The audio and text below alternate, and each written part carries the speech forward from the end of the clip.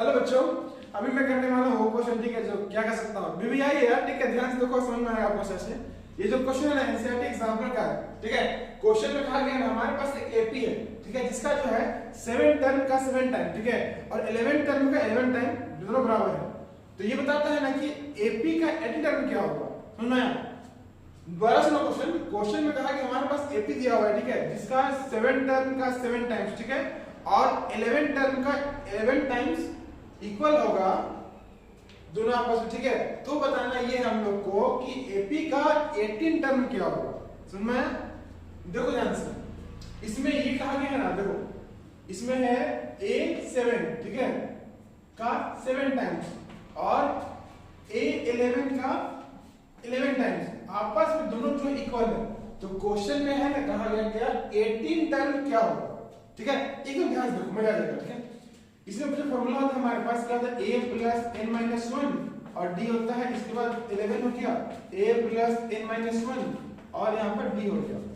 तो कहने वाली बात इसमें ये है ना, एकदम मजेदार क्वेश्चन है, ध्यान से देखो, मजा आ जाएगा। ठीक है, देखो यहाँ पर क्या होगा, 7 हो गया हमारे पास, a का वैल्यू पता ही नहीं हमारा क्या होगा, n दिया गया 7 हमारा, d हमारे पास नहीं पता है क्या होगा। तो ये समझो कि 11 यहाँ हो जाएगा और साथ में a प्लस हो जाएगा, n का वैल्यू दिया 11 माइनस 1 और d हमारा ये है। तो यहाँ 7 हो गया, इसमें a हो गया, यहाँ 6d हो जाएगा हमारे पास। समझो इसके बाद क्या 11 हो गया, a हो गया, प्लस यहाँ पर क्या होगा 10d हो जाएगा। तो अब इसको अरेंज करते हैं, सॉल्व करते हैं। तो अब बस ये क्या करनी है, इसको मल्टीप्लाई करना है। क्या आएगा 7 आएगा, यहाँ पर आएगा 4d हो जाएगा, इसमें क्या होगा 11a हो जाएगा और यहाँ पर आ जाएगा हमारे पास 110d हो जाएगा। समझ में आया? अब इसको अरेंज कर लेते हैं हम लोग। तो क्या आएगा हमारे पास, देखो इसमें आ जाएगा हमारे पास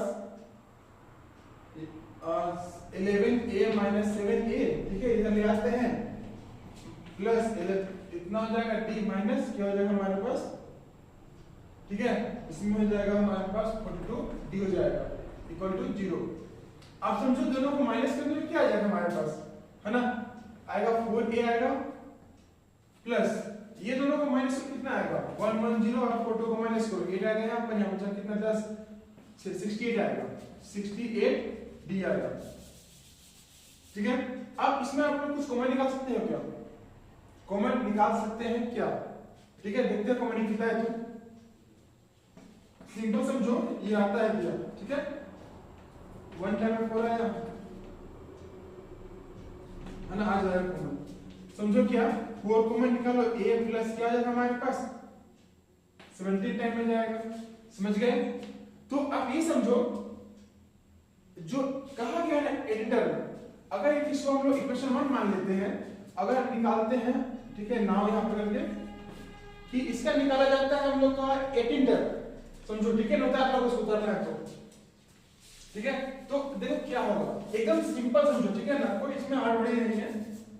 a 18 निकालना चाहते हैं, a प्लस 19d हो जाएगा। क्लियर है? तो ये समझो कि इसको मान लेते हैं 2। अगर दोनों ही को ध्यान से देखो तो ये पार्ट और ये पार्ट आपस में बराबर है, तो हम लोग बोल सकते हैं, ठीक है ना, फ्रॉम